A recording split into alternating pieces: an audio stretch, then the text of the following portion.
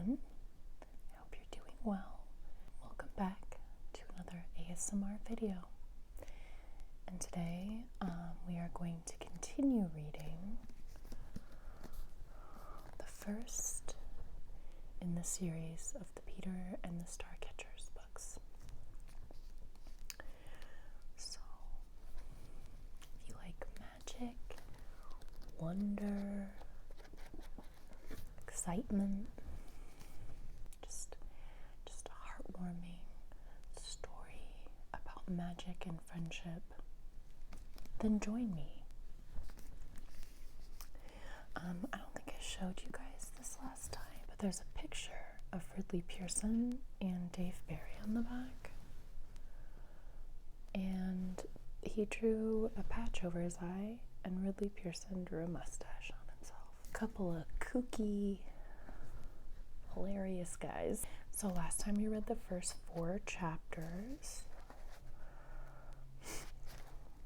I don't think I put a bookmark in this, which I might have to, because it's longer than Coraline.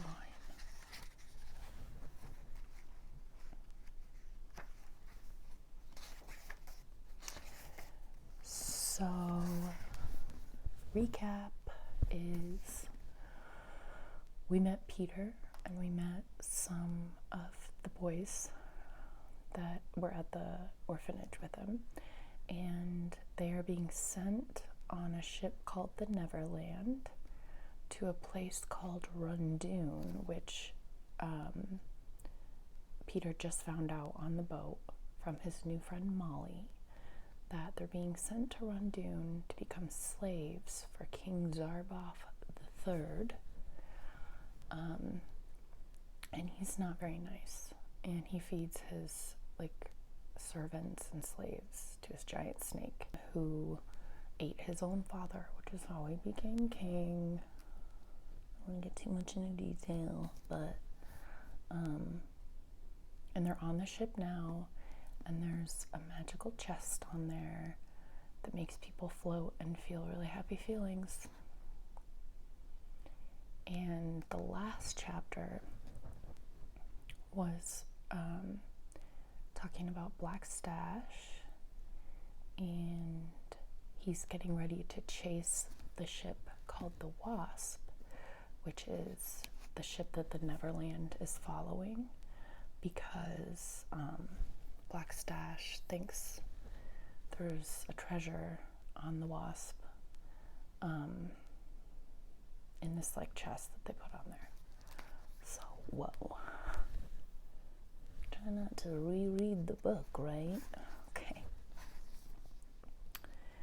So, right now we're on chapter 5, and it's called Captain Pembridge.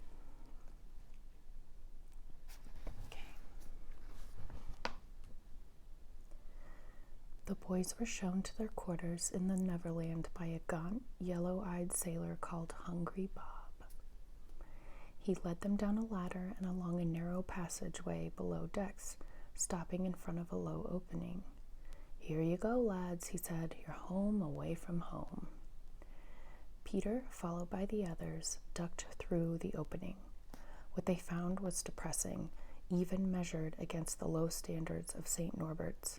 A tiny, gloomy, windowless space lit only by a sputtering oil lamp. The air reeked of smoke and rotten flesh. The floor was bare, except for a chipped crockery pot in the corner. "We're all supposed to sleep here," Peter said, "but there's not enough room." "Oh, you'll be glad you're closer together," said Hungry Bob. "Keeps you warm." "But it smells," said James. "It does?" said Hungry Bob, sniffing. "Not so's I can tell." Hungry Bob was not exactly a fragrant flower himself. "Anyways, you get used to it." He pointed to the crockery pot. "I put your dinner in the corner, there. You eat once a day, and you want to eat it right quick when I brings it out, or the rats'll get it first." The boys, who hadn't eaten since the night before, brightened at the prospect of food. They gathered around the pot. "Where's the plates?" said Prentice. "And the spoons?" Hungry Bob had to grab the wall to keep from falling over with laughter. "Plates," he roared. "Spoons." That's hilarious. "Then how do we eat?" said Prentice. "Like the rest of us," said Hungry Bob, "with your hands." The boys peered doubtfully into the pot, which contained a darkish liquid. It looked far from appetizing, but they were hungry. Tubby Ted, always the first to take action where food was concerned, cupped his hands and scooped out a handful of the liquid with some small grayish lumps floating in it. He sniffed it, wrinkled its nose, then shrugged and took a lump into his mouth. Immediately, he spat it out onto the floor. "It's alive!" he screamed. The boys looked at the lump on the floor, and sure enough, it was wriggling. "It's a worm," said Tubby Ted. "He fed us worms." Hungry Bob picked up the worm and looked at Tubby Ted. "You ain't gonna eat this?" he asked. Tubby Ted shook his head violently. "You're lost," said Hungry Bob. Then, as the boys watched, slack-jawed, he popped the worm into his mouth, chewed thoughtfully, and swallowed. "Moth maggot," he said. "I prefers fly, but moth is good too." Tubby Ted turned away, retching. "You eat worms?" said Peter. "I eats what I can on this ship," said Hungry Bob. "Ate a piece of rope once. 2 months at sea we was. Mr. Slink had me lashed for that, but it was worth it. That was tasty rope. You boys would be wise to eat whatever you get, because you won't get much." "But," said Peter, "I mean worms." "If you don't fancy worms," said Hungry Bob, nodding toward the communal bowl, "you don't want to know what else Cook puts in there. Let's just say worms is one of the choicier items." Thomas, peering into the pot again, gasped. "There's something swimming in there," he said. It's a mouse." "Really?" said Hungry Bob, looking into the pot. "Why, so it is. Cook must be in a generous mood. Usually he don't serve mouse except on special occasions like Christmas." Thomas moved away from the pot. "I'm not hungry," he said. "Nor me," said James, and then Prentice. Tubby Ted was still retching. "Sir, we can't eat this," said Peter. "As you like," said Hungry Bob, picking up the pot. "This'll make a fine dinner for me, but in a day or two you boys'll get hungry, and I'll be taking this pot out polished clean by your tongues." "I don't think so," Peter said. "Look, sir, there must be better food on this ship." "Oh, there is, agreed Hungry Bob, "but not for me or you." "But, sir," said Peter, "please, if you would." "Listen, boy," interrupted Hungry Bob. "You're wasting time talking to me. I ain't the one who decides these things. I'm a deck rat, not the captain." "Well," said Peter, "what if I ask the captain?" That struck Hungry Bob as even funnier than the request for spoons. "Ask the captain," he roared, almost choking. "Ask the captain? Yes, you do that. You ask Captain Pembridge for a nice dinner." Chuckling, muttering, "Ask the captain," to himself, Hungry Bob ducked back through the opening, carrying the dinner pot. The younger boys looked at Peter, who was not sure he liked being the one who was supposed to know what to do. "All right, then," he said. The boys kept watching him. "All right, then," Peter repeated. "I'll be back." "Where are you going, Peter?" asked James. "I'm going to see the captain," said Peter. He wasn't sure this was a good idea, especially after Slink's warning to stay away from the aft part of the ship, but he figured he had to do something. "You wait here," he said to the boys, and ducked out into the passageway. As Peter climbed the ladder, he heard a drunken voice bellowing. Reaching the deck, he looked around and saw that the voice was coming from amidships, where a red-faced and very round man in a comically elaborate, too small uniform was shouting odd orders to an audience consisting of Slink and a half-dozen crewmen. "Avast the main mizzen," the round man shouted. I don't know, I kind of like this guy. You heard Captain Pembridge, shouted Slank. Avast the main mizzen. His voice was stern, but Peter saw he was smirking. Aye, aye, sir, shouted the men, and grinning they began fussing busily with various lines, tying and untying knots. Peter didn't know anything about ships, but he could see immediately that they were merely pretending to do something nautical. Keel haul the scuppers, shouted the captain. You heard Captain Pembridge, shouted Slank, struggling to keep his tone serious. Let's get them scuppers keel-hauled. The men were smiling openly now, making no effort to hide their contempt for the little round man. They had good reason. Cyrus Pembridge was easily the worst captain in British nautical history. He had never bothered to learn even the basics of seamanship, choosing instead to occupy his time consuming vast quantities of rum. He held command of the Neverland solely because his wife's family owned a shipping line, and his wife detested him. She insisted that he be given a ship, her thinking being that he would be far away from home most of the time. Ideally, he would manage to sink his ship and thus be out of her life altogether. The shipping company, following sound business practices, had given Pembridge its most worthless ship, staffed with the most incompetent and disposable crew. The crew had quickly recognized that it was suicide to try and follow Pembridge's commands, which never made sense anyway. It was Slank who ran the Neverland. But on those rare occasions when Pembridge staggered out on deck, Slank and the crew amused themselves by pretending to obey him. Cast off the aft binnacle, Pembridge was shouting. Cast off that binnacle, repeated Slank at the grinning crew. Pembridge turned and looked at Slank as if seeing him for the first time. Who are you, he said, and why are you shouting? I'm your first officer, sir, said Slank. Mr. Slank, I'm just relaying your orders to the crew. Ah, said Pembridge. The aft binnacle has been cast off, sir, said Slank. The what? Said Pembridge.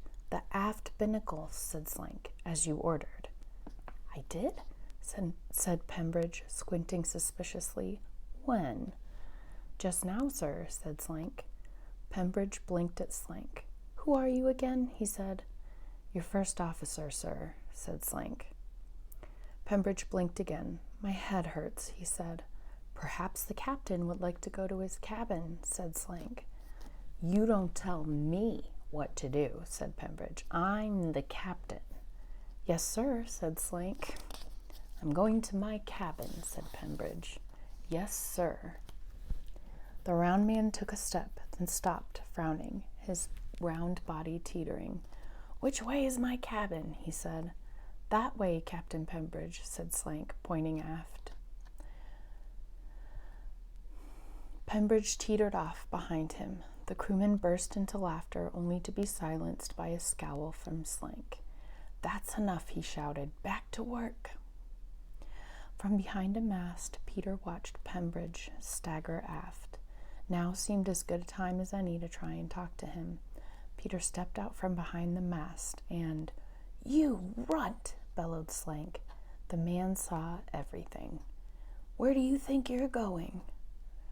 Nowhere, sir, said Peter. That's right, said Slank, striding toward Peter. You're going nowhere.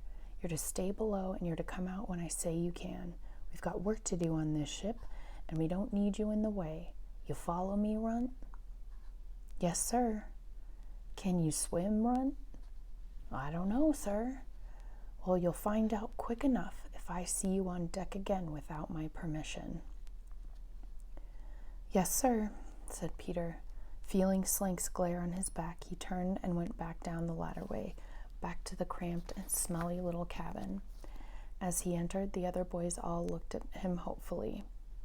What did the captain say? Said Tubby Ted. Can we have some real food? Yes, Peter, said James. What did the captain say? Well, said Peter, I didn't talk to him just yet. The boys' faces fell. James looked down and sniffed. But I will, said Peter. I'll talk to him, just not right now. But don't you worry, he said, putting his hand on James's shoulder. We'll be fine. I have a plan.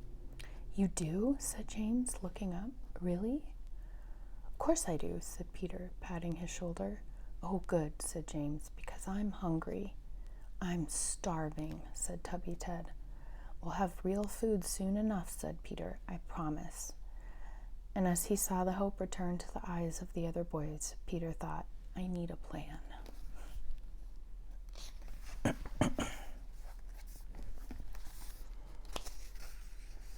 Okay.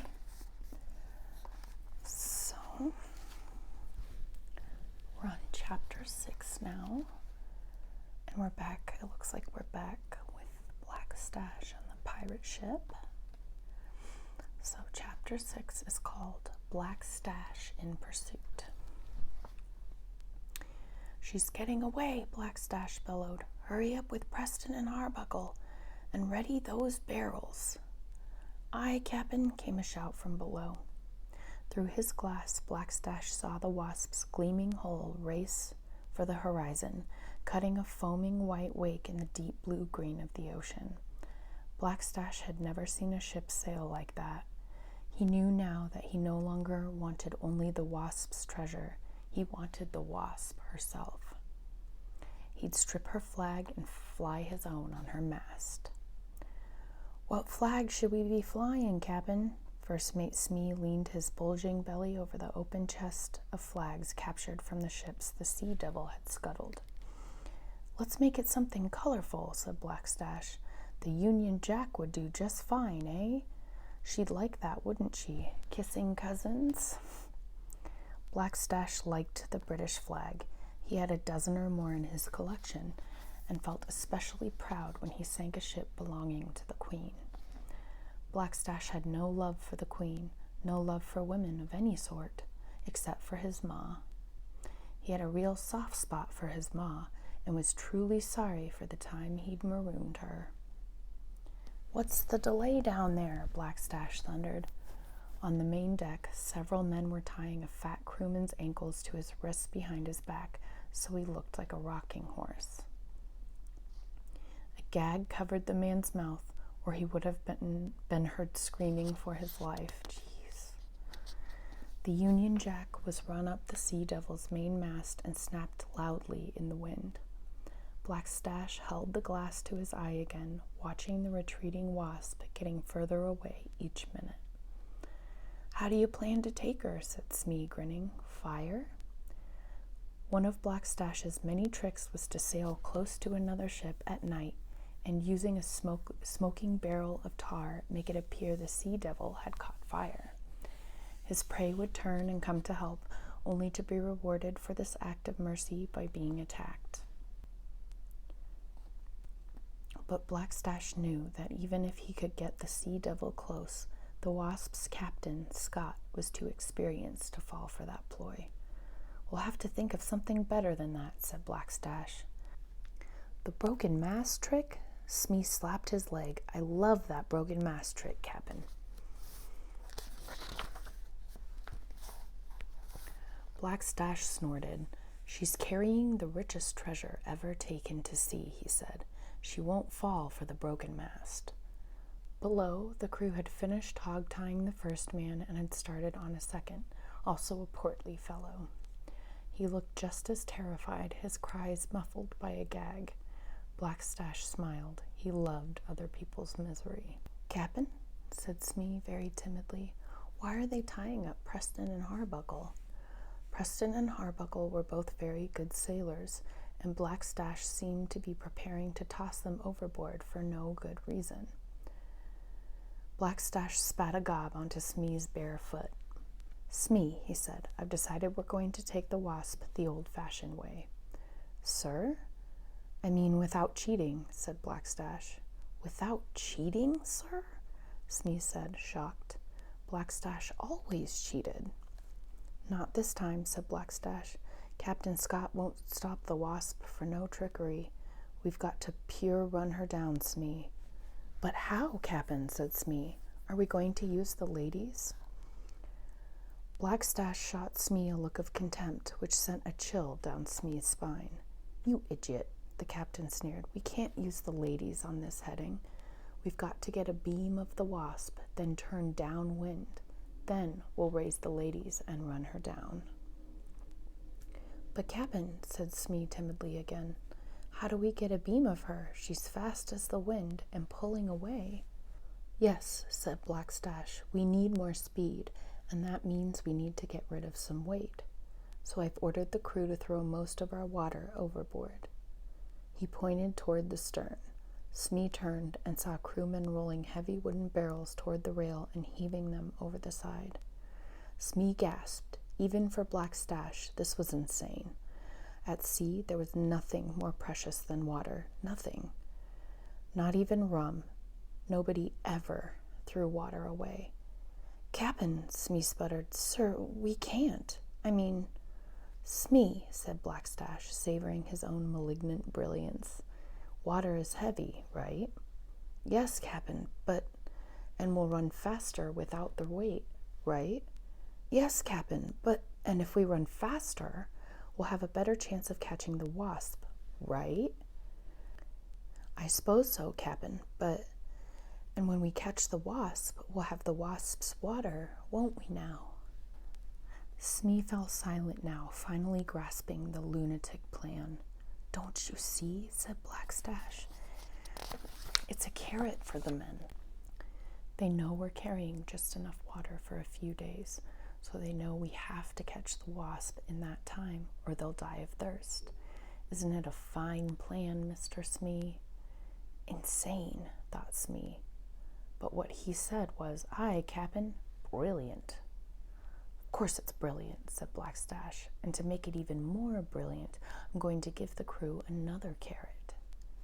"Another one, Cap'n?" Smee did not like the sound of that at all. "Yes," said Blackstash, admiring his own genius. "Smee, aside from the water, cannon, and cargo, what are the two heaviest things on the Sea Devil?" Smee thought for a moment, then said, "That would be Preston and Harbuckle." He looked down at the deck, where the two fat pirates had been hefted onto a dory, which was now being lowered alongside the ship. "You see, Smee," said Blackstash, "this'll teach the men that they've got to work hard. They must be their worth and weight to me, Smee, or it's over the side." Smee looked down at his own belly. It was not a small belly. Blackstash caught the look and smiled broadly, showing his brown tooth stumps. He continued to smile as the dory, with its squirming and terrified passengers, was cut loose and quickly fell behind the Sea Devil, growing smaller by the minute until it was gone, along with most of the Sea Devil's water.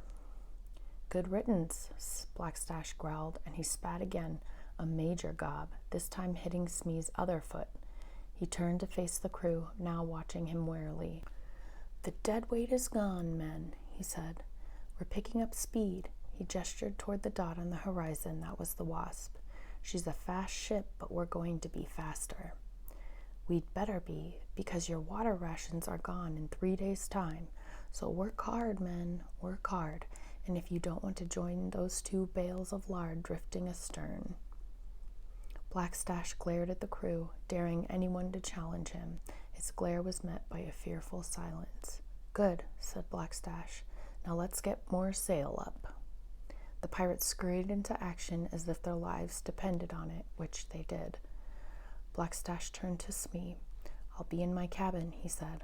"And when I come back, I want that ship," he pointed in the distance to the Wasp, "to be closer. If it's not, we'll have to toss some more weight over the side." He looked pointedly at Smee's belly, then turned and stalked off. Smee pushed the men hard all afternoon and ate no dinner that night.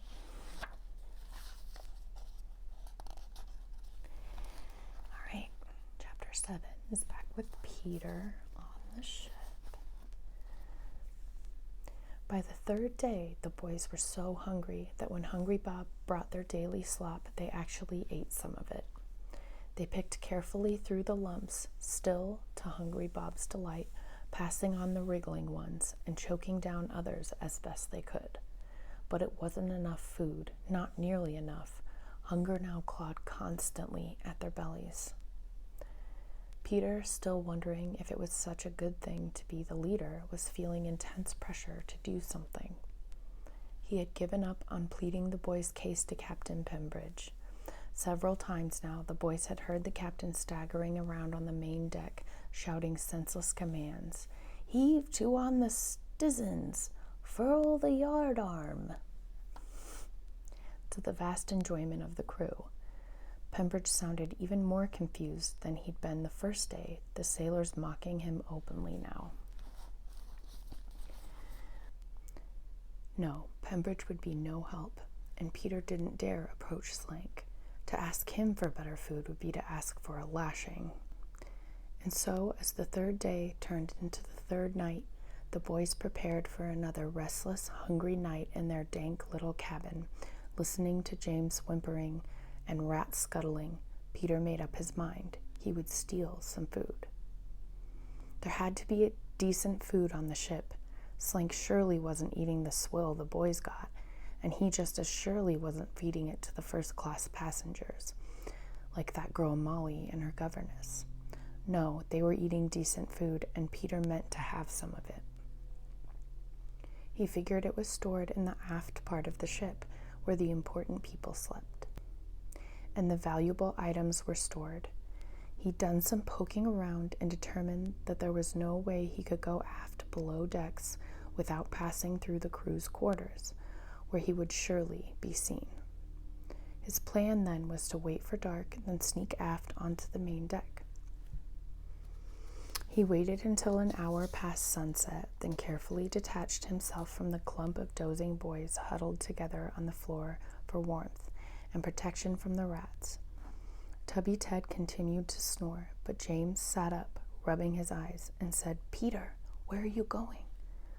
"Quiet," Peter hissed. "I'm going to look for food." "I'll go with you," said another voice, Prentice.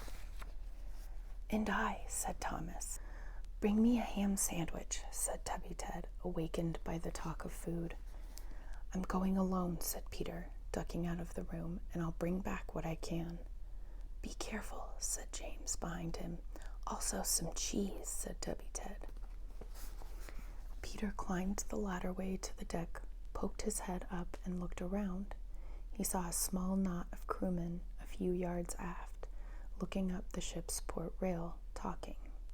Otherwise, the deck appeared to be empty.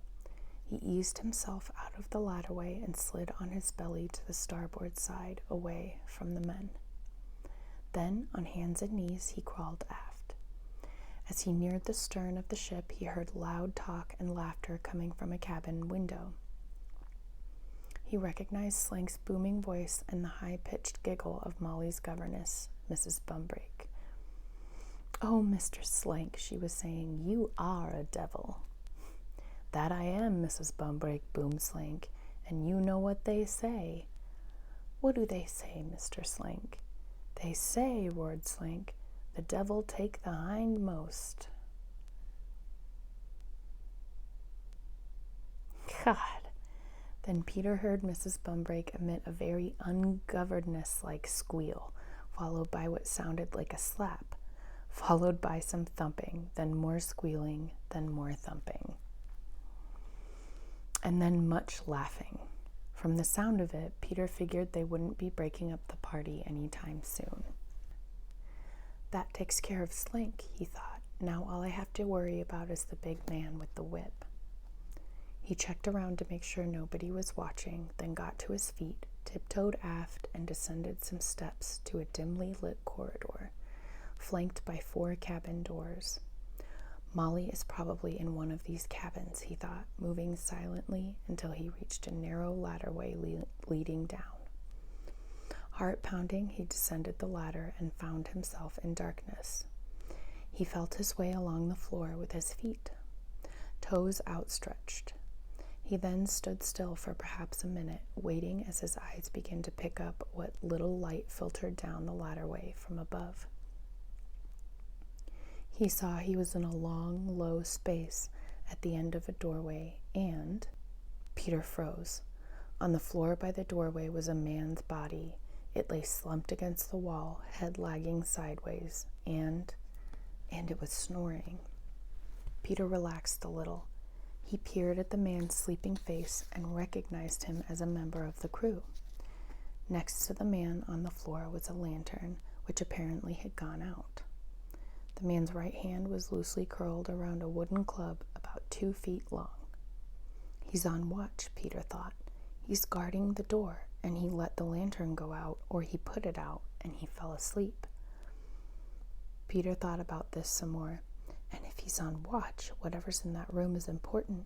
Maybe they keep the good food in there. He hesitated, weighing the risk of waking the guard against the hope of finding food. Then his stomach growled, making the decision for him. Peter crept forward, keeping an eye on the sleeping man.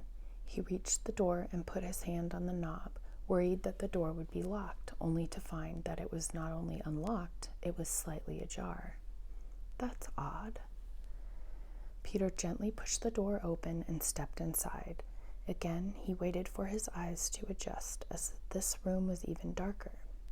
He heard a scuttling sound, but it was one he'd become all too familiar with: rats. Please don't bite me, he thought. I'm here for the same reason you are. In a few moments, he began to make out a bulky shape, perhaps 5 feet in front of him. Holding his hands before him, sliding his feet, he started toward it. And what was that? It was a noise in the corner, something moving. It sounds too big to be a rat. Peter froze again, peering toward the source of the sound, and he saw something green. No, 2 green things, glowing, hovering. Peter stared at them and realized, those are eyes. But what has eyes that glow like that? Peter was not interested in finding out. He turned and bolted for the doorway, and whoomp. Peter bounced off a stout body and fell backward onto the floor. He'd run into the guard, who was now awake and unhappy. Ow, said the guard, stumbling backward. He caught himself and lumbered forward into the room, shouting, What do you think you're... Ow! The guard, seeing poorly in the dark, had tripped over Peter's legs. He stumbled and pitched forward head first, falling and striking something behind Peter. Seeing his chance to escape, Peter scrambled to his feet and darted through the doorway, determined to get out of there as quickly as possible, only to stop when he heard the sailor's astonished, "What?" Unable to control his curiosity, Peter risked a backward glance. The guard was on his hands and knees next to the bulky shape on the floor. Peter, his eyes now fully adjusted to the darkness, recognized it as the canvas-wrapped cargo he'd seen being carried aboard the ship. The guard, his mouth agape, was staring at something above the shape.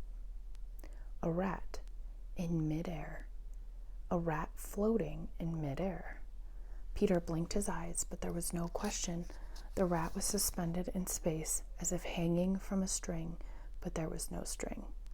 As Peter and the guard stared at the rat, it waved its legs slowly, almost languidly, as if swimming, and began to drift toward the doorway, toward Peter. Peter knew he should run, but could not move his legs, could not take his eyes off the airborne rodent now coming through the doorway. When it was about 2 feet away, it seemed to notice him, and moving its right feet in a paddling motion, altered its course to the left, so as just to miss Peter's head. Riveted to the spot, Peter watched it come, swiveling his head as it drew closer, and Peter jumped as a hand gripped his arm. "Peter," whispered a voice. Peter jerked his head around and saw Molly. Where did she come from? "Molly," he said, "You need to get out of here now," she said, pulling him away from the doorway. Behind him, Peter heard the guard stumbling to his feet. "Here now," the guard was shouting. "Stop, whoever you are." Peter felt Molly dragging him to the ladder. "Come on," she said, reaching the ladder and swiftly ascending it. Peter followed, his mind swirling now, thinking about the flying rat, remembering the eyes he'd seen glowing in the dark. Molly has green eyes. Okay, so this is a picture of Peter seeing the rat. They reached the next deck. Behind and below them, the guard was still yelling for them to stop. Peter started toward the stairway leading up to the main deck, but Molly grabbed his arm, opened a door, pulled him inside, and closed the door behind him. It was a small cabin, but cozy. 2 bunks, one slung over the other, a tiny bureau. The cabin smelled of lavender and face powder. This was obviously where Molly and Mrs. Bumbrake were staying. "Molly," said Peter. "What?" He was silenced as Molly clapped her hand over his mouth. She nodded toward the door. Peter heard the sound of boots clomping down the stairway, then past the cabin door. Big boots. "The man with the whip," thought Peter. "Little Richard." Molly silently opened the door just as the top of the huge man's head disappeared down the ladderway. "Go," said Molly, pushing Peter out of the door, "before Slank gets here." "All right," said Peter, "but what was—" "There's no time," said Molly. "Here, take this." She turned, snatched a brown paper package from the bureau, and shoved it into his hands. "Now go." Peter heard more bootsteps on the deck. Clutching the package, he raced up the stairway and, keeping low, scooted forward along the ship's starboard rail. Behind him, he heard more yelling, one of the voices of Slank's. But Peter's path was clear, and he reached the forward ladderway unnoticed. He darted down it, and with great relief ducked into the boy's cramped little space, which at this moment seemed almost pleasant. James sat up. "Peter," he said, "you're back." Peter slumped to the floor, breathing hard, his heart pounding. "What happened?" said Prentice. "Are you all right?" said Thomas. "You look scared." "I'm not scared," said Peter too quickly. "What happened?" repeated Prentice. "Well," said Peter, not sure how much he should tell or how much the others would believe. "There was this room, and—" "Did you get food?" interrupted Tubby Ted. "Well," said Peter, "I was trying to—" "You did," said Tubby Ted, spying the package and grabbing it from Peter's hands. "You got food." "But that's—" Peter was interrupted by the boys' shouts of delight as Tubby Ted ripped open the brown paper and triumphantly held up a loaf of bread. "Peter," said James, "you did it." "Yes," said Peter quietly, looking at the bread. "Of course." They managed to pry the loaf out of Tubby Ted's hands long enough to divide it 5 ways. Although they could have eaten several more loaves, the worst of their hunger pangs were satisfied, and after they finished the last crumbs, they all quickly drifted off to sleep. All, that is, except Peter, who tossed restlessly, reviewing his strange experience in the aft hold, questions swarming in his brain. How could a rat fly? What was going on in that hold? Why were they guarding it? Why was Molly down there? Had those been her eyes he'd seen in the dark? They had to have been. But what kind of person has eyes like that? Eyes that glow in the dark? How on earth could that rat fly? The more Peter pondered these questions, the more he became convinced that the answers, whatever they were, had something to do with the trunk. The same trunk that had made that sailor act so strange on the day the ship left port. Peter went over it again and again in his mind, trying to remember if he'd seen anything else in the hold. There was nothing, he decided, only the trunk. That's what they were guarding. I'm going to find out what's in there. All right, you guys. I'm going to do one more chapter. Chapter 8. Chapter 8 is called Adrift in a Dory. Preston and Harbuckle, their hands tied to their feet behind their backs, lay on their fat bellies on the bottom of the dory, looking like a pair of pudgy rocking horses. Their situation, bound and gagged, abandoned at sea without food or water, had been bad enough to begin with, but it was getting worse. They'd been drifting for a while now, each man struggling in vain to get free of his ropes. And now Preston, exhausted from the effort, could see that the water sloshing around the bottom with him was definitely getting higher. The dory was leaking. Figures, Preston thought. Black Stash wouldn't waste a good boat just to kill us. Preston strained to look around. He could see that the dory was riding lower now. As the waves rolled it, water sometimes sloshed over the sides. Picture of those poor pirates. God. Black Stash really is a big frickin' jerk face. The little boat was going down. I'm going to drown, thought Preston. He felt a momentary pang of regret that he had not spent more time with his beloved wife, but it passed when he remembered that the reason he'd gone to sea in the first place was that he had never really liked his beloved wife. The water in the dory was definitely higher now. Preston, who was not the world's foremost thinker, was doing his best to formulate some kind of plan, when he heard Harbuckle in the front of the dory say something through his gag. Bruh, it sounded like. Preston craned his neck to see his shipmate, who was looking back at him with a certain urgency in his eyes. Gumph, Harbuckle said, arching his eyebrows in a meaningful way. Preston sensed that Harbuckle was trying to tell him something. What? He queried. Gumph, repeated Harbuckle, adding, Gumph. Harbuckle rolled sideways, so his back was to Preston. He looked over his shoulder and made a violent look down there nod with his head toward his bound hands, the fingers of which were wriggling. Gah! He shouted, sounding very impatient now. Ah, thought Preston, he wants me to do something. This seemed to Preston like a sound idea, doing something. But what? Preston made a frowny face at Harbuckle to indicate what? Looking exasperated, Harbuckle rolled toward Preston, then rolled away again nodding violently toward his hands. Ah, he said, and suddenly Preston understood. He wants me to roll over so he can untie my hands. What a good idea. He nodded his head violently to indicate that he understood. Then, with a massive heave, he rolled his bulky body toward Harbuckle's. The good news was Preston's roll took him just the right distance. He and Harbuckle were now back to back, their hands just touching. The bad news was, by shifting his massive weight forward to join Harbuckle's, he had overburdened the bow of the dory, and cold seawater was now sloshing into the tiny boat.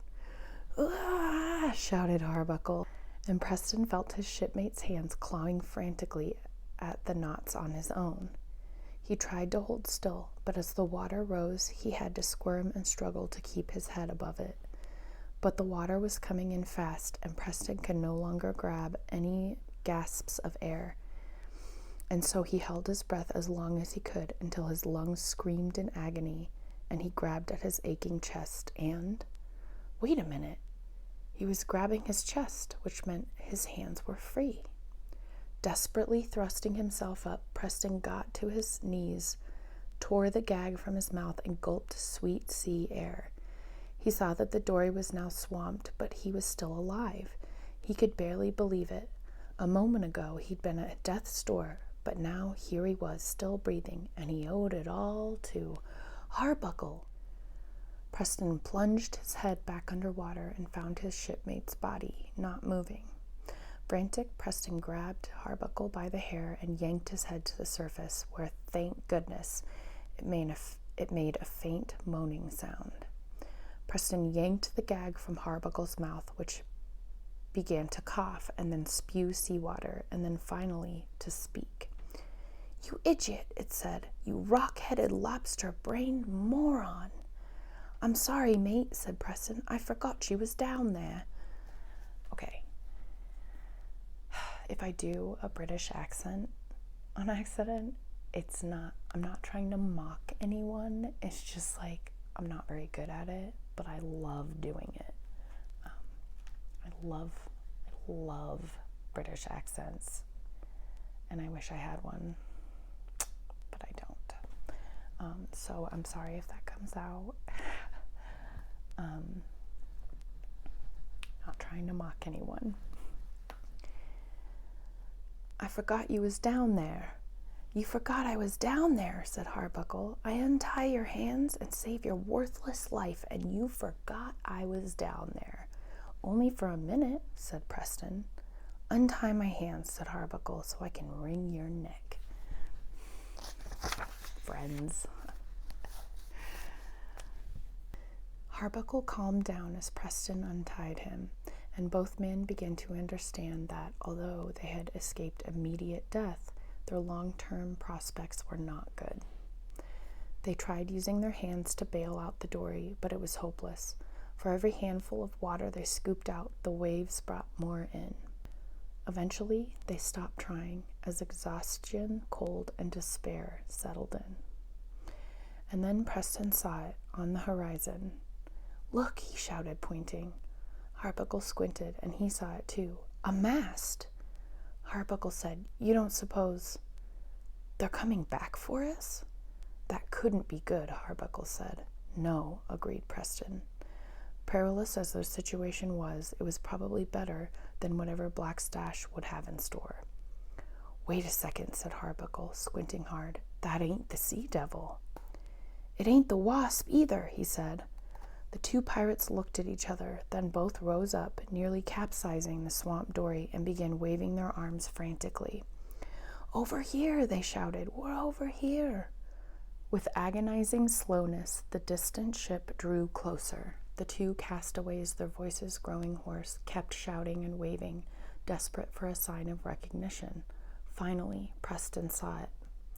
"Someone's waving at us," he shouted, jumping up so violently that the much-abused Dory finally did capsize, leaving the two pirates swimming, or trying to. The ship was steering toward them now, and as it drew close, both men could clearly see the person who'd been waving at them, the person who'd seen them first and saved their sorry lives. "Why," said Harbuckle, "it's a boy."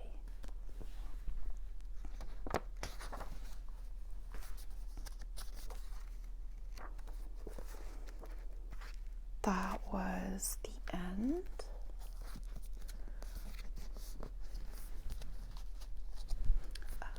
Chapter 8.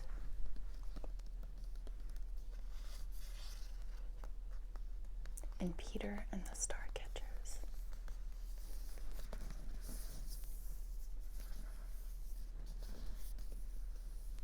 It's like raised.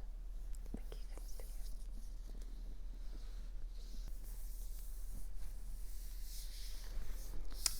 I have copies of the hardcover and the paperback because I love this series so much.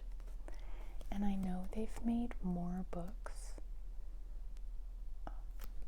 Dave Barry and Ridley Pearson. But they're Peter Pan books. They're like Neverland books, but they're not Peter and the Starcatchers books. It's like kind of like a spin-off kind of series, I guess you would say. But I haven't read those books. I've seen them. I'd give it a try. If you guys enjoyed reading the next 4 chapters of Peter and the Starcatchers with me, and I hope you got to relax, got some rest, or maybe even got a little bit of shut-eye, and hopefully I will see you in the next video.